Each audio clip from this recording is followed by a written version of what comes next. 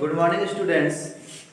तो पिछले वीडियो में हमने आपको बता दिया है जो इसका पार्ट फर्स्ट था, उस पार्ट फर्स्ट में मैंने आपको बताया था लास्ट हेडिंग अवतल दर्पण द्वारा प्रतिबिंब का बनना। कुछ याद आ रहा है आप लोगों को? क्या पढ़े थे हम लोग? अवतल दर्पण द्वारा प्रतिबिंब का बनना। अब देखिए इससे संबंधित कुछ चीजें हम जानेंगे कि आखिर अवतल दर्पण का क्या उपयोग है। ठीक है, तो सबसे पहले चीज देखो, आपने एक चीज देखा होगा, बोर्ड पर देखिएगा, आपने एक चीज देखा होगा कि हम यहाँ 6 स्थितियां पढ़ते हैं। कितनी स्थितियां पढ़ते हैं? 6। पहली स्थिति हम पढ़ते हैं कि जब वस्तु कहां पर हो? अनंत। कहां पर हो? अनंत। फिर हम पढ़ते हैं कि यहाँ अगर आपका वक्रता केंद्र है तो अनंत और वक्रता केंद्र के बीच पढ़ाया जाता है ना आपको, ये देखिए। उसके बाद सब कहां पढ़ते हैं? वक्रता केंद्र पर। फिर कहां पढ़ते हैं? वक्रता केंद्र और फोकस बिंदु के बीच। फिर फोकस बिंदु पे पढ़ते हैं और अंत में पढ़ाया जाता है आपको ध्रुव और फोकस बिंदु के बीच। 6 स्थिति आपको मैंने बताया था। क्या क्या बताया था? यहाँ देखो, याद वहां से नहीं करना, यहां से करना। पहला क्या था? जब वस्तु अनंत पर हो। दूसरा, जब वस्तु अनंत और वक्रता केंद्र के बीच हो। तीसरा क्या था? वक्रता केंद्र पर हो। चौथा क्या था? वक्रता केंद्र और फोकस बिंदु के बीच हो। फिर फोकस बिंदु पर हो। फिर फोकस बिंदु और ध्रुव के बीच हो। ये 6 स्थितियां हैं। कितनी स्थितियां थी? 6। अब सुनो, कब कहां प्रतिबिंब बनता था? जब वस्तु अनंत पर होती थी तो प्रतिबिंब बनता था फोकस बिंदु पर। बिंदुवत बनेगा ना और छोटा बनेगा। जब वस्तु अनंत और वक्रता केंद्र के बीच थी, कहां था? अनंत और वक्रता केंद्र के बीच थी, तो प्रतिबिंब कहां बना था? वक्रता केंद्र और फोकस बिंदु के बीच। जब वक्रता केंद्र पर पढ़ाए थे तो हमने कहा था प्रतिबिंब वक्रता केंद्र पर और समान आकार का बनता है। जब हम वक्रता केंद्र और फोकस बिंदु के बीच बताए थे तो हमने कहा था प्रतिबिंब अनंत और वक्रता केंद्र के बीच बनता है। और जब हम फोकस बिंदु पर पढ़ाए थे तो हमने कहा था कि फोकस बिंदु पर कहां बनेगा बाबू? अगर वस्तु फोकस बिंदु पर हो तो प्रतिबिंब सदैव अनंत पर प्राप्त होता है। प्रकाश के उत्क्रमणीयता के सिद्धांत से अगर अनंत पे वस्तु है तो उसका प्रतिबिंब कहां बनेगा? फोकस बिंदु पर। तो फोकस बिंदु पर यदि वस्तु रखा जाएगा तो उसका प्रतिबिंब कहां बनता है? अनंत पर। फिर आपका आता है फोकस बिंदु और ध्रुव के बीच। तो आपने देखा कि फोकस बिंदु और ध्रुव के बीच जब ये रहता है तो आप सबको पता है कि प्रतिबिंब आभासी सीधा वस्तु से बड़ा तथा दर्पण के पीछे बनता है। कहां बनता है? दर्पण के पीछे। तो पहली चीज तो आपको ये समझ में आ जानी चाहिए कि अगर किसी वस्तु का, पहले हम अवतल थोड़ा सा उत्तल दर्पण पढ़ ही लेते हैं। क्या पढ़ेंगे? उत्तल दर्पण। तो हेडिंग दे दीजिएगा उत्तल दर्पण द्वारा प्रतिबिंब का बनना। उस वीडियो के जस्ट बाद ये आपका रिलीज होगा। लिखिएगा उत्तल दर्पण द्वारा प्रतिबिंब का बनना। उत्तल दर्पण द्वारा प्रतिबिंब का बनना।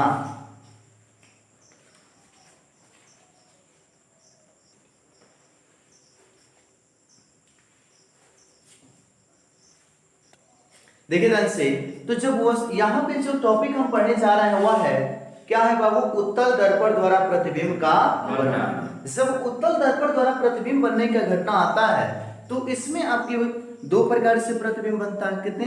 2। एक केस हम लेते हैं यदि वस्तु कहां पर हो? अनंत पर हो। और दूसरा कहीं पर भी हो सकता है, अनंत को छोड़ के किसी भी बिंदु पर। जैसे देखो, सबसे पहले आप यहाँ पे एक बनाओगे उत्तल दर्पण। क्या बनाएंगे? उत्तल। ये है आपका एक उत्तल दर्पण।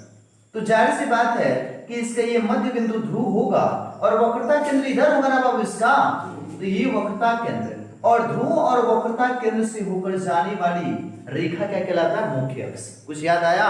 तो ये अगर मुख्य अक्ष है और यहाँ पे हम अनंत को मान लें, अनंत से अगर कोई अनंत यहाँ है तो आपको पता है कि अनंत से चलने वाली प्रकाश किरणें सदैव मुख्य अक्ष के समांतर चलती हैं। कैसे चलती हैं? तो मुख्य अक्ष के समांतर चलेगी, इस पृष्ठ से टकराएगा तो आप सबको पता है ये यूं परावर्तित होगा। कोई डाउट नहीं है कि क्यों ऐसे ही परावर्तित होगा। अब देखिए ध्यान से, आपको पता है कि अगर किसी भी प्रतिबिंब को प्राप्त करने के लिए कम से कम 2 परावर्तित किरणों का होना आवश्यक होता है। ये रूल है आपका। 2 या 2 से अधिक परावर्तित किरणें एक दूसरे को जहां काटेंगे वही ना प्रतिबिंब बनेगा। तो एक प्रकाश डाल के हम प्रतिबिंब बना देंगे? नहीं, ऐसा संभव नहीं है। यहां से एक और किरण हम जब डालेंगे तो चूंकि हम अनंत से डाल रहे हैं तो ये भी मुख्य इसके कैसे आएगा, समांतर, और ये भी यूं परावर्तित हो जाएगा। होगा कि नहीं होगा? अब इसको अगर हम पीछे की ओर मिलाएं तो ये किसी बिंदु पर मिलेगी। आपको पता है कि मुख्य अक्ष के समांतर आपतित किरणें परावर्तन के पश्चात मुख्य अक्ष को जिस बिंदु पर काटती है उससे हम कहते हैं क्या बाबू, फोकस बिंदु। क्या कहते हैं इसको, फोकस। समझ में आ गया आप लोगों को? तो ये देखिए ध्यान से, अब यहां से दो चीजें कंफर्म होंगी। कब? जब यदि वस्तु कहां पर हो, अनंत पर हो, प्रतिबिंब कहां बनेगा, फोकस बिंदु पर। और कहां बनेगा, दर्पण के पीछे। कहां बनेगा, दर्पण के पीछे। अच्छा, दर्पण के पीछे बनने का क्या मतलब है? दर्पण के पीछे बनने का मतलब है कि प्रतिबिंब आभासी होगा। क्या ये वास्तव में काट रहा है? नहीं। अब बताओ वस्तु का आकार कैसा है बाबू, बिंदुवत। कैसा है, बिंदुवत या बहुत छोटा। कहां प्राप्त हो रहा है बाबू, दर्पण के फोकस बिंदु पर। दर्पण के पीछे कहां पर, फोकस बिंदु पर। आभासी है ना, आभासी। लेकिन आपको पता होना चाहिए कि बिंदु का कोई आपका ये थोड़े ना होता, सीधा उल्टा थोड़े ना होगा बिंदु में। यूं लिख दिया तो यही बिंदु है, और बिंदु का कोई निश्चित हम वो दिशा नहीं बता सकते कि वो उल्टा है कि सीधा है, पूरब है कि पश्चिम है। समझ में आ गया? तो इसको हम कैसे बोलेंगे, चलो खड़े हो जाओ। इसे हम बोलेंगे कि यदि वस्तु अनंत पर हो, यदि वस्तु अनंत पर हो, किसके लिए, उत्तल के लिए। यदि वस्तु अनंत पर हो तो प्रतिबिंब आभासी। अरे भाई, प्रतिबिंब आभासी। सीधा उल्टा तो हम कह नहीं पाएंगे, लेकिन बनना चाहिए तो सीधा ही बनेगा। तो आभासी बिंदु तथा दर्पण के पीछे फोकस बिंदु पर बनता है। फिर बोलिए, यदि वस्तु अनंत पर हो, यदि वस्तु अनंत पर हो तो प्रतिबिंब आभासी बिंदु तथा दर्पण के पीछे फोकस बिंदु पर प्राप्त होता है। लिख लीजिए। चलिए, तो अब हम देखेंगे दूसरा केस। यदि वस्तु अनंत व ध्रुव के बीच कहीं भी हो। हेडिंग देती से, अब देखिए ध्यान से, हेडिंग देते रहिए और यहां समझते रहिए। सबसे पहले अगर हमें एक उत्तल दर्पण बनाने, क्या बनाए बाबू, ये एक उत्तल दर्पण हम बनाते हैं अगर, तो अभी तो ये दर्पण है नहीं, जब तक इसको कलई नहीं करे जाएगा बाबू ये दर्पण नहीं करेगा। हो गया नहीं कलई? अब आपको पता है ये होगा आपका मुख्य अक्ष, यहाँ पे होगा फोकस बिंदु और यहाँ पे होगा केंद्र। होगा ना? अब होता क्या है देखिए ध्यान से, अगर ये अनंत और यहाँ पे अगर ध्रुव है, इसके बीच कहीं भी रखा जाएगा, इसके बीच कहीं भी रखा जाएगा, तो आप सबको पता है कि दर्पण बनाने के लिए एक किरण सदैव मुख्य अक्ष के क्या डालते हैं, समांतर। और मुख्य अक्ष के समांतर आपतित किरणें परावर्तन के पश्चात फोकस बिंदु पर मिलती हैं। कहां पर मिलती हैं? फोकस बिंदु। तो हम क्या करेंगे कि यहाँ पे आप क्या कर लेंगे, फोकस बिंदु। समझ में आ गया आप लोगों को? ये क्या हो जाएगा, फोकस बिंदु। यहाँ पे इसका केंद्र है। एक किरण हमने डाल दिया और एक किरण को हम यूं डालते हैं, यूं वक्रता केंद्र पर डालेंगे। कहां डालेंगे? तो आप सबको पता है कि वक्रता केंद्र पर डाली गई प्रकाश किरणें उसी मार्ग पर परावर्तित हो जाती हैं। यानी यूं आपतित किया गया और यहीं से ये क्या हो गई, परावर्तित हो गई। ठीक ना बाबू? तो ये एक परावर्तित किरण है और ये एक परावर्तित किरण है ना, दो परावर्तित किरण है। तो अगर मैं इनको पीछे की ओर मिलाएं तो आपको पता है कि यहाँ पे काट रही है, काट रही है कि नहीं काट रही है? यहाँ पे काट रही है तो प्रतिबिंब बहुत छोटा प्राप्त हो रहा है ना बाबू, इतना बड़ा वस्तु है और छोटा सा प्रतिबिंब प्राप्त हो रहा है। तो देखिए क्या क्या बताना होता है, पहले कि प्रतिबिंब कैसा बनेगा। तो भाई क्या ये एक दूसरे को काट सकते हैं कभी? नहीं। तो हम पीछे की ओर मिला रहे हैं तो याद रखिए प्रतिबिंब कैसा होगा, फिर आभासी। कैसा होगा, आभासी। अच्छा, अगर आभासी है तो कैसा बनेगा, सीधा। सीधा। अब बताओ छोटा है कि बड़ा है? छोटा है, बहुत छोटा है। अब बताओ कहां बना है बाबू, दर्पण के पीछे, ध्रुव और फोकस बिंदु के बीच कहीं भी बन सकता है, लेकिन इसके आगे नहीं बढ़ेगा। तो कहां, ध्रुव और फोकस बिंदु के बीच। कैसे याद किया जाएगा, देखो, यदि वस्तु अनंत व ध्रुव के बीच कहीं भी स्थित हो, ये आप लिखेंगे, ठीक ना। यदि वस्तु अनंत व ध्रुव के बीच कहीं भी स्थित हो तो प्रतिबिंब आभासी, सीधा, वस्तु से छोटा तथा ध्रुव एवं फोकस बिंदु के बीच प्राप्त होता। फिर बोलिए, यदि वस्तु अनंत व ध्रुव के बीच कहीं भी स्थित हो तो प्रतिबिंब सदैव आभासी सीधा वस्तु से छोटा तथा ध्रुव और फोकस बिंदु के बीच प्राप्त होता है। और उसके बाद से आपको पता है हमें क्या लिखना होता है कि किरण आरेख निम्नोक्त प्राप्त होगा और हम आसानी से चित्र बना लेंगे।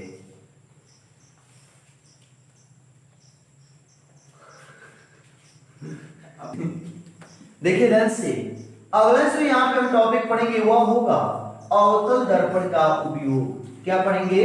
अवतल दर्पण का उपयोग। तो देखिए अवतल दर्पण का उपयोग हम कैसे करेंगे। अच्छा एक बात देखो ध्यान से, किसी भी दर्पण को पहचानने के दो नियम है।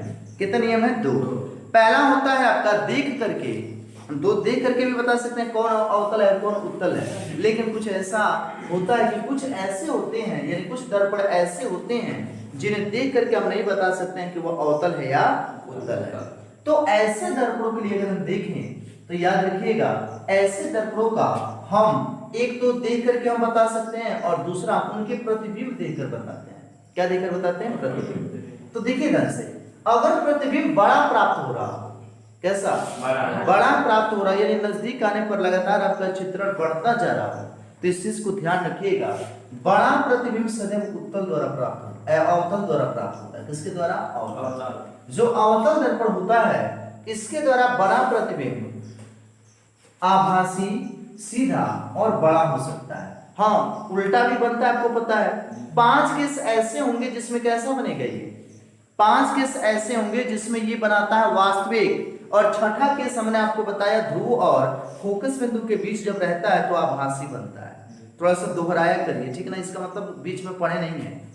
अब देखिए ध्यान से, लेकिन ये आपका उल्टा भी प्रतिबिंब बना सकता है। तीसरी चीज देखिए ध्यान से, दूसरी चीज इसमें ये है कि जो उत्तल दर्पण है ये वस्तु के आकार को छोटा करके दिखाता है।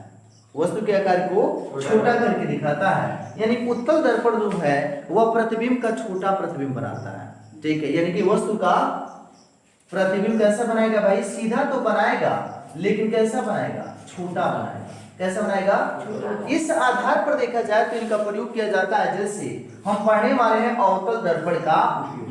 तो अवतल दर्पण के उपयोग में पहला समझिए, आपने देखा होगा जैसे कि जब हम दाढ़ी में शेविंग करते हैं, क्या करते हैं बाबू?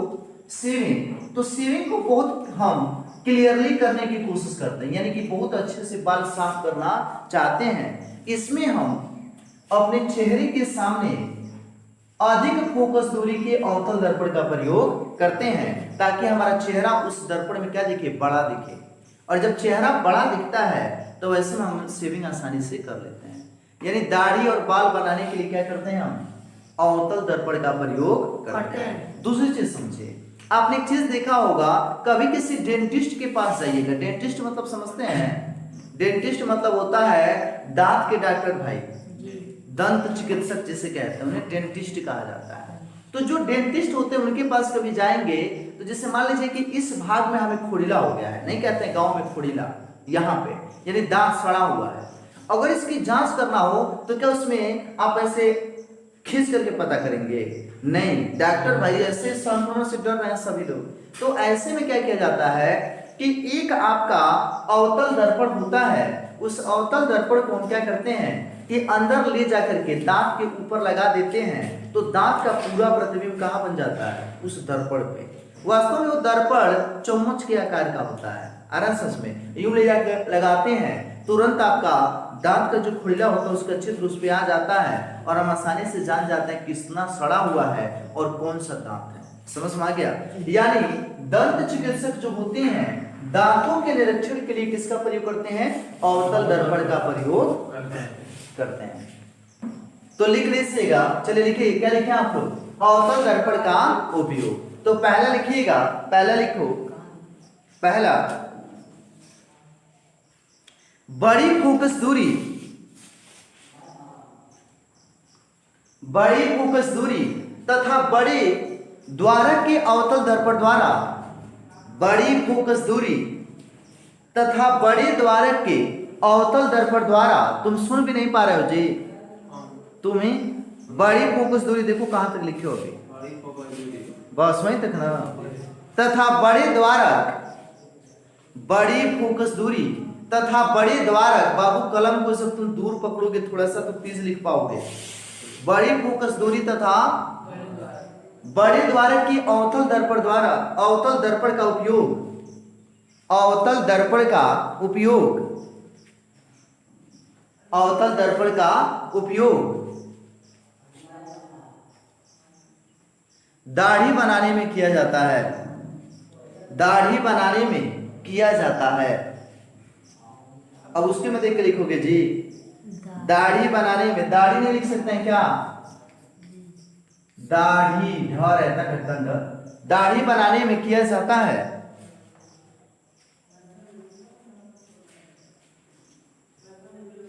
हो गया। दूसरा लिखिए, छोटे द्वारक के अवतल दर्पण का प्रयोग, छोटे द्वारक के अवतल दर्पण का प्रयोग,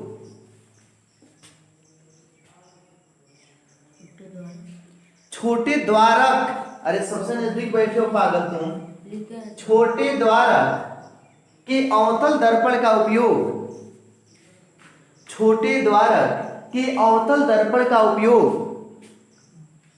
छोटे द्वारक के अवतल दर्पण का उपयोग, उपयोग चिकित्सक द्वारा, चिकित्सक द्वारा दांत, कमा कान, दांत, कमा कान, कमा गले आदि का निरीक्षण करने में किया जाता है, कमा गले आदि का निरीक्षण करने में किया जाता है, निरीक्षण करने में किया जाता है।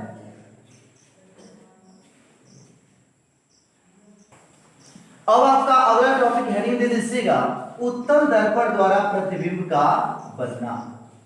उत्तल दर्पण का उपयोग, ऐसे प्रतिबिंब का बनना तो पढ़ा दिया ना, तो हेडिंग दीजिएगा उत्तल दर्पण का उपयोग, उत्तल दर्पण का उपयोग, उत्तल दर्पण का उपयोग, उत्तल दर्पण का उपयोग। थोड़ा सा बोर्ड पर देखिए। अच्छा, उत्तल दर्पण की क्वालिटी क्या है बाबू, कि उत्तल दर्पण सदैव आभासी, सीधा और छोटा प्रतिबिंब बनाता है, सीधा और छोटा। अब ऐसे में क्या होता है कि देखिएगा, जब हम बाइक से चल रहे होते हैं तो हमें जरूरत पड़ती है कि एक बैक मिरर हो, यानी पीछे की चीजों को देखने के लिए मिरर लगा हो। तो सामने आप देखते हैं ना, आपके पास शीशा लगा होता है, हम क्या करते हैं कि दूर से आ रही वाहनों को उसमें देखने का प्रयास करते हैं। तो हमारे हमसे लगभग आपका 75 से 100 मीटर की चीजें भी, यानी जो पीछे से आ रही वाहन जो होते हैं, हमें आसानी से शीशे में दिखाई दे जाते हैं। क्यों दिखाई दे जाते हैं? इसका कारण होता है, इसका कारण होता है कि वो छोटा प्रतिबिंब बनाता है। ये बताओ मेरे बाबू, अगर उसमें अवतल दर्पण का प्रयोग करते तो प्रतिबिंब बड़ा बनता ना, तो पता चलता जो तुम्हारे पीछे एक ही गाड़ी आती है, उसका पूरा, उसका जो व्यक्ति होता है उसी का चेहरा उसमें सिर्फ दिखता, वो गाड़ी नहीं दिखता। आ रहा समझ में कि वो साइकिल से या मोटरसाइकिल से। दूसरी चीज, दूर की चीजें तो एकदम साफ आपको नहीं दिखेंगी, आसपास की चीजें दिखनी क्या हो जाएंगी, शुरू हो जाएंगी। तो हम अवतल दर्पण का प्रयोग नहीं कर सकते हैं। लेकिन उत्तल दर्पण छोटा प्रतिबिंब बनाता है, तो छोटी छोटी कई वस्तुएं आ सकती है ना। तो ऐसे में जब हम इसका प्रयोग करते हैं तो पीछे के लगभग 100 मीटर तक के सारे वाहन, यानी रास्ते पर के सारे वाहन हमें दिखाई देने लगते हैं, जिससे हमारा खतरा होता है वो टल जाता है, यानी पीछे की चीजें देख के हम सतर्क होकर गाड़ी चलाते हैं। और इस तरीके से तो ये यूजेस है इसके। पहला यूज क्या है बाबू? पहला यूज है कि किसी भी, मतलब आप कह सकते हैं कि बाइक या कोई मान लीजिए 4 पहिया गाड़ी ही हो, तो उसमें बैक मिरर के रूप में किसका प्रयोग किया जाता है? उत्तल दर्पण का उपयोग किया जाता है। शहरों बाजारों में जाओगे तो वहां तुम पाओगे कि उस स्थान पर, जैसे शहरों बाजारों में तुम जाओगे तो वहां जगह जगह लैंप लगे होते हैं। लैंप मतलब समझते हैं ना, विद्युत लैंप। ताकि प्रकाश हो सके। ये खंभा रहता है, यहाँ प्रकाश जल रहा होता है। तो इसके ऊपर भी हम क्या करते हैं, डिजाइनिंग में उत्तल दर्पण का प्रयोग करते हैं। किस रूप में, परावर्तक पृष्ठ के यहाँ पे अंदर की ओर परावर्तक पृष्ठ के रूप में उत्तल दर्पण का प्रयोग करते हैं। तो पहला उपयोग लिखिए, पहला लिखिएगा, लिखो पहला लिखिएगा, उत्तल दर्पण का उपयोग मोटरसाइकिल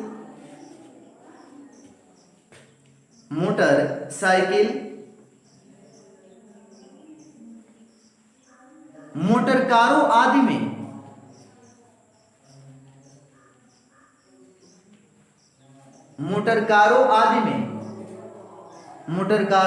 आदि में साइड मिरर जिसे कहते हैं, क्या कहते हैं बाबू, साइड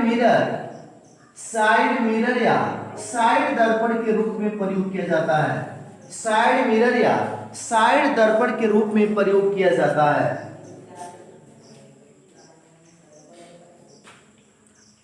साइड दर्पण के रूप में किया जाता है। साइड दर्पण के रूप में किया जाता है। साइड दर्पण के रूप में किया जाता है।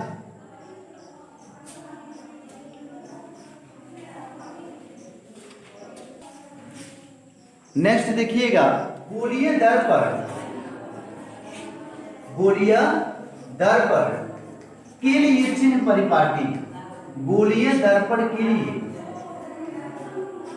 चिन्ह परिपाटी, चिन्ह ये काफी इंपोर्टेंट है भाई, याद रखिएगा। 3 नंबर का क्वेश्चन होगा आपका कि गोलीय दर्पण के लिए चिन्ह परिपाटी। इसी की सहायता से हम ये देखते हैं कि भाई कैसे आवर्धन ज्ञात किया जाएगा, कैसे फोकस दूरी ज्ञात की जाएगी, फोकस दूरी धनात्मक होगा कि ऋणात्मक होगा, इस तरह के सारे टॉपिक हम तैयार कर पाएंगे, ठीक ना।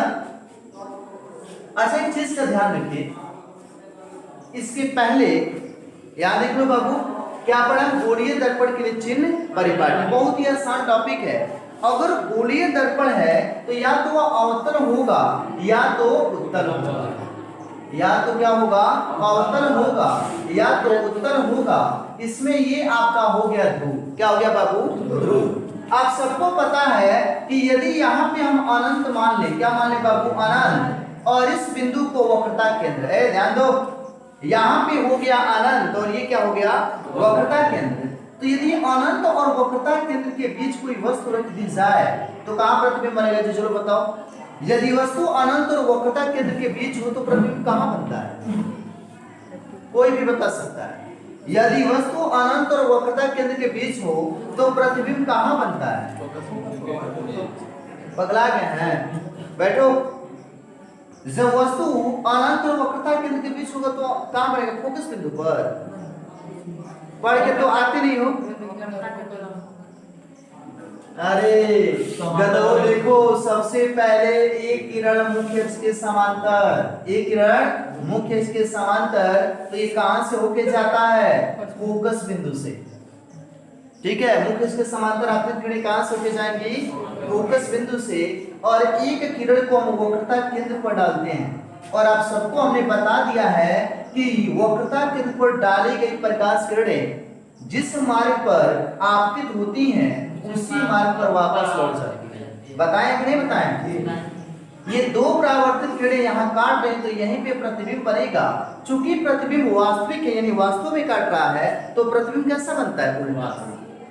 अरे वास्तविक होगा तो कैसा होगा, उल्टा होगा ना। अब समझिए ध्यान से, चिन्ह परिपाटी का पहला नियम क्या है।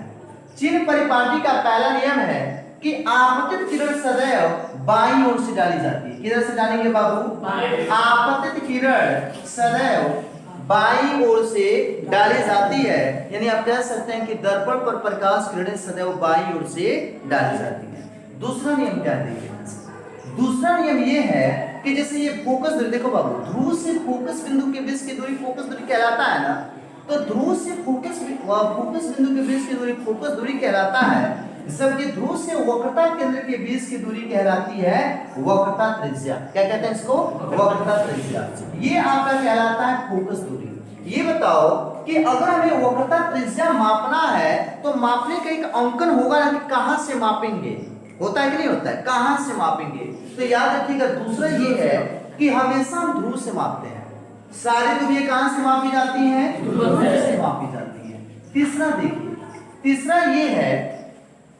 ये है कि दर्पण के ऊपर जितनी भी दूरियां ली जाएंगी वह धनात्मक ली जाती है। कैसा ली जाएंगी? धनात्मक। अगर हम इसके ऊपर एक लंब खींच दें बाबू और इस रेखा को आगे की ओर बढ़ा दें तो ये y एक्सिस और y डैश होगा ना, ये आपका कौन कौन सा बाबू? x, और इस तरफ क्या हो जाएगा? x dash. पढ़े हैं कि नहीं पढ़े हैं? अब देखो ऊपर का मान कैसा लिया जाएगा? धनात्मक, नीचे का मान ऋणात्मक। अब बोलो तो इधर की ओर ध्रुव के दाईं ओर दूरियां कैसे ली जाएंगी? धनात्मक, और बाईं ओर कैसा ली जाएगी? सबको समझ में आ गया? तो ये देखिए, या आप ऐसे भी कह सकते हैं कि आपतित किरण की दिशा में सभी दूरियां धनात्मक ली जाएगी। अरे भाई दिशा में इधर ना माप रहे हो, आपतित किरण की दिशा में सारी दूरियां धनात्मक और आपतित किरण के विपरीत दिशा में सारी दूरियां ऋणात्मक ली जाती। अब इसी को तैयार करना है कि ऊपर जाएगा तो धनात्मक, नीचे आएगा तो ऋणात्मक। समझ में आ गया? चौथा क्या है आपका? अगर आपतित किरण की दिशा में है, आपतित किरण के दिशा में है तो धनात्मक, इतना मारेंगे। आपतित किरण की दिशा में है तो धनात्मक और इसके विपरीत दिशा में हो तो ऋणात्मक। याद हो गया? चलो चारों हम कैसे तैयार करेंगे उससे हम समझ लेते हैं। अब देखिए चार ही है। पहला देखिए याद करते हैं कि दर्पण पर प्रकाश किरणें या दर्पण पर आपतित किरणें सदैव बाईं ओर से डाली जाती है। दर्पण पर आपतित किरणें सदैव बाईं ओर से डाली जाती हैं। आपको ऐसे भी लिख सकते हैं कि दर्पण पर प्रकाश किरणें सदैव बाईं ओर से डाली जाती है। दूसरा क्या है? सभी दूरियां ध्रुव से मापी जाती हैं। सभी दूरियां कहां से मापी जाएंगी? ध्रुव से मापी जाएंगी। दूसरा क्या होगा? सभी दूरियां ध्रुव से मापी जाती हैं। तीसरा है कि ध्रुव के ऊपर की दूरियां धनात्मक, ध्रुव के ऊपर की दूरियां धनात्मक तथा ध्रुव के नीचे की दूरियां ऋणात्मक ली जाती। अब देखिए तीसरा क्या है आपका? तीसरा क्या है? चौथा है कि ध्रुव के, अब देखिए यहां से सुनो, आपतित किरण की दिशा में यानी ध्रुव के इधर जितनी भी दूरियां मापेंगे सब क्या होगा? धनात्मक, और आपतित किरण के विपरीत दिशा में क्या मापी जाएगी? ऋणात्मक। यानी हम कह सकते हैं कि आपतित किरण की दिशा में सभी दूरियां धनात्मक तथा आपतित किरण के विपरीत दिशा में सभी दूरियां ऋणात्मक ली जाती। एक बार फिर सुन लो। पहला हमने बताया कि दर्पण पर प्रकाश किरणें सदैव बाईं ओर से डाली जाती हैं। पहला क्या है? दर्पण पर प्रकाश किरणें सदैव बाईं ओर से डाली जाती हैं। दूसरा क्या है? सभी दूरियां ध्रुव से मापी जाती हैं। सभी दूरियां ध्रुव से मापी जाती हैं। और तीसरा है कि ध्रुव के ऊपर सभी दूरियां धनात्मक और ध्रुव के नीचे सभी दूरियां ऋणात्मक ली जाती हैं। अब आपका चौथा है, क्या है बाबू? चौथा क्या है बाबू? चौथा है कि आपतित किरण की दिशा में सभी दूरियां धनात्मक और आपतित किरण के विपरीत दिशा में सभी दूरियां ऋणात्मक ली जाती है। चलिए कुछ दूरियों के बारे में हम सीखते हैं, थोड़ा सा कुछ दूरियों के बारे में। ये छोटे छोटे दो हमने चित्र बना दिए।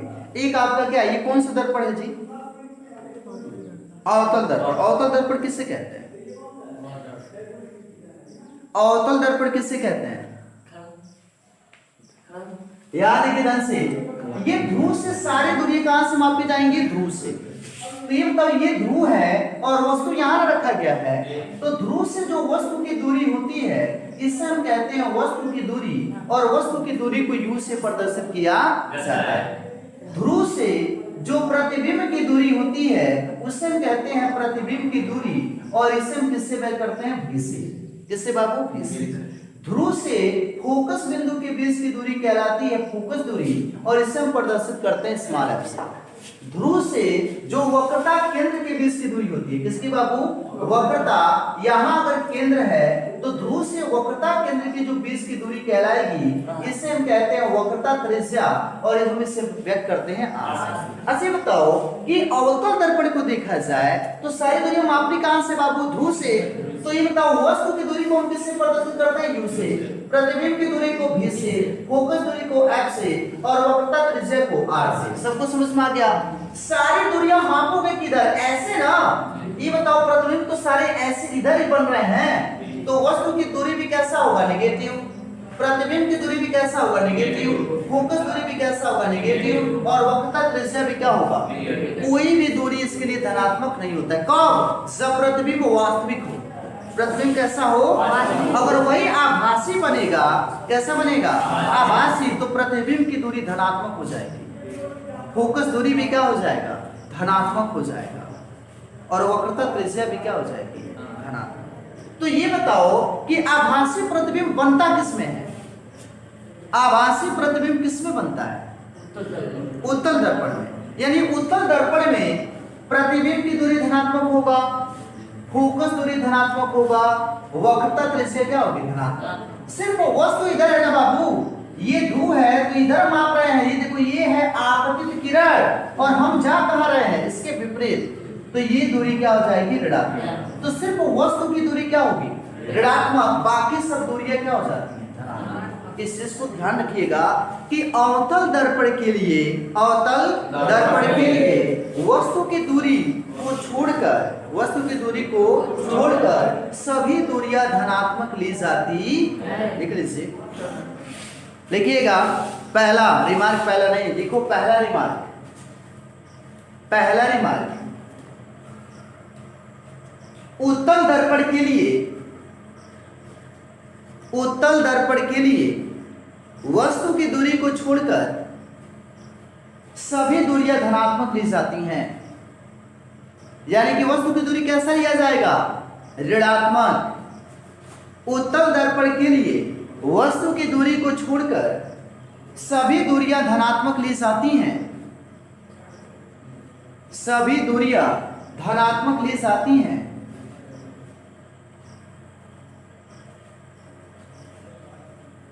सभी दूरियां कैसे ली जाएंगी? धनात्मक ली जाती हैं, सभी दूरियां धनात्मक ली जाती हैं। समझ में आ गया? अब आता है आपका कौन सा दर्पण? अवतल। अवतल दर्पण में हे बाबू, अवतल दर्पण में यदि प्रतिबिंब कैसा हो? वास्तविक हो। प्रतिबिंब कैसा हो? वास्तविक हो, तो सभी दूरी ऋणात्मक होंगी। सभी दूरी क्या होंगी? ऋणात्मक। लेकिन यदि आभासी है तो सिर्फ प्रतिबिंब की दूरी धनात्मक होगा, बाकी सब क्या होगा? ऋणात्मक। लिख लीजिए अगला, अगला रिमार्क। हाँ, अगला रिमार्क लिख लीजिएगा। अवतल दर्पण के लिए यदि प्रतिबिंब वास्तविक हो, अवतल दर्पण के लिए यदि प्रतिबिंब वास्तविक हो, तो सभी दूरियां ऋणात्मक ली जाती हैं, तो सभी दूरियां ऋणात्मक ली जाती हैं, तो सभी दूरियां ऋणात्मक ली जाती हैं। अवतल दर्पण के लिए यदि प्रतिबिंब वास्तविक हो, तो सभी दूरियां ऋणात्मक ली जाती हैं, सभी दूरियां ऋणात्मक ली जाती हैं, सभी दूरियां ऋणात्मक ली जाती हैं,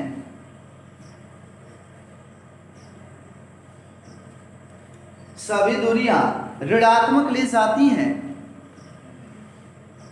खत्म हुआ? सभी दूरियां ऋणात्मक ली जाती हैं, परंतु परंतु यदि प्रतिबिंब आभासी हो, परंतु यदि प्रतिबिंब आभासी हो, परंतु यदि प्रतिबिंब आभासी हो, प्रतिबिंब कैसा हो बाबू? आभासी हो, तो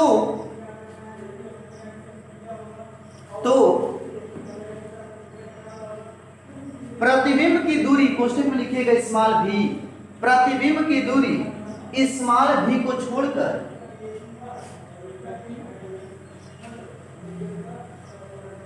प्रतिबिंब की दूरी स्मॉल भी को छोड़कर सभी दूरियां ऋणात्मक ली जाती हैं, सभी दूरियां ऋणात्मक ली जाती हैं,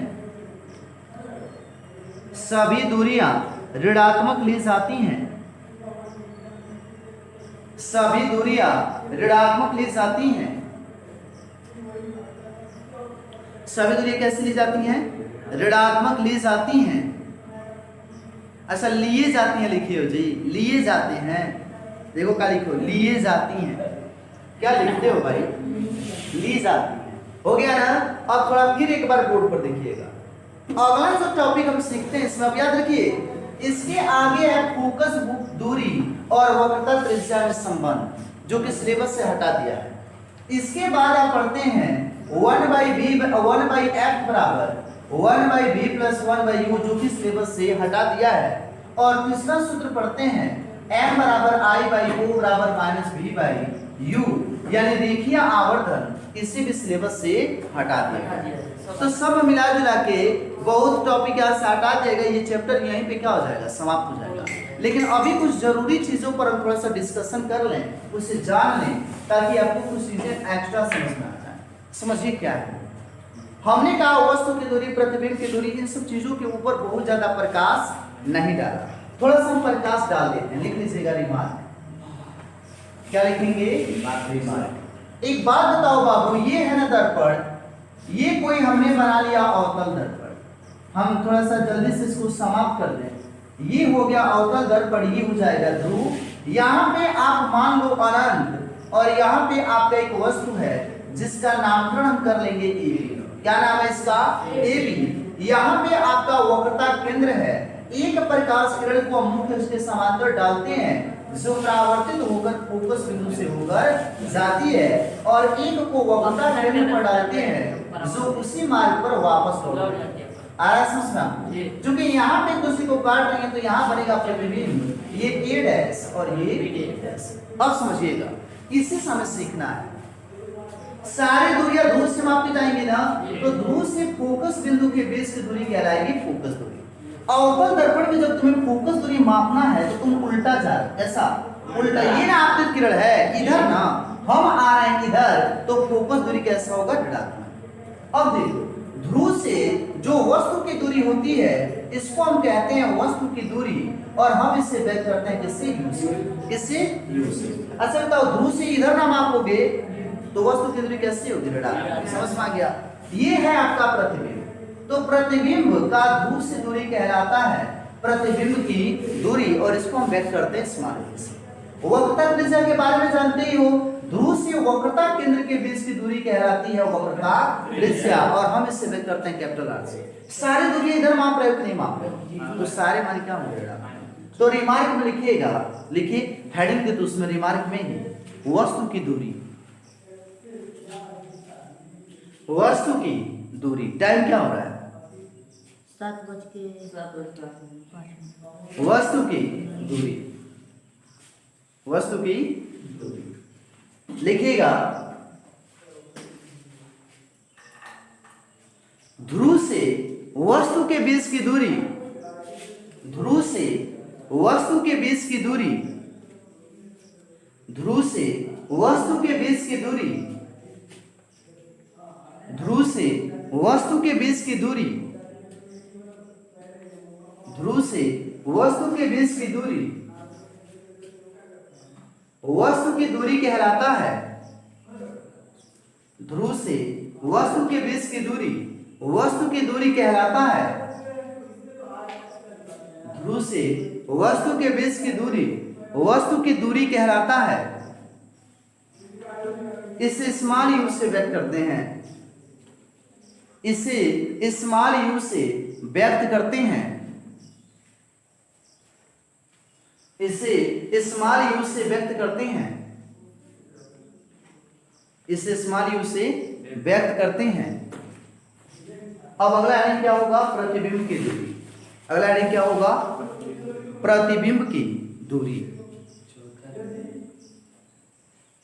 हेडिंग नहीं है वो, उसमें उसी का भाग है वो, इसलिए हम इसको 2 नंबर ही लिखेंगे। और क्या लिखे हैं? प्रतिबिंब की दूरी।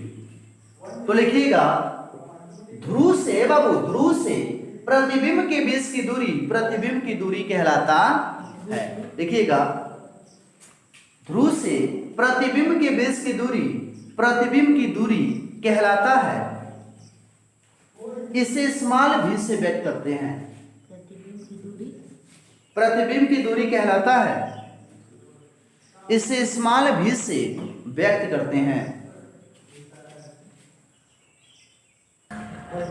चलिए देखिए ध्यान से, क्योंकि आपके सिलेबस में आपका जो दर्पण सूत्र है उसे हटा दिया गया है, तो दर्पण सूत्र यदि हटा दिया है तो हम जान लें कि अगर आपका वस्तु की दूरी u, प्रतिबिंब की दूरी v और फोकस दूरी क्या हो f हो, तो इसमें संबंध होता है 1/f बराबर 1/v, 1/f बराबर 1/v प्लस 1/v। लिख लीजिए रिमार्क, लिखिएगा रिमार्क लिख रहे हैं, लिखिएगा तो अच्छा ऐसे रिमार्क में लिखिए दर्पण सूत्र। क्या लिखेंगे? दर्पण सूत्र, दर्पण सूत्र हो गया। लिखिएगा यदि वस्तु की दूरी u, यदि वस्तु की दूरी u, यदि वस्तु की दूरी u, कमा प्रतिबिंब की दूरी v, प्रतिबिंब की दूरी v तथा फोकस दूरी f हो, स्मॉल f होता है, तथा फोकस दूरी f हो, तथा फोकस दूरी क्या हो f हो,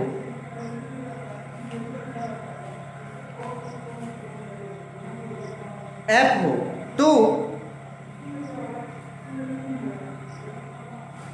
तो 1/f बराबर 1/v प्लस 1/u। तो 1/f बराबर 1/v प्लस 1/u।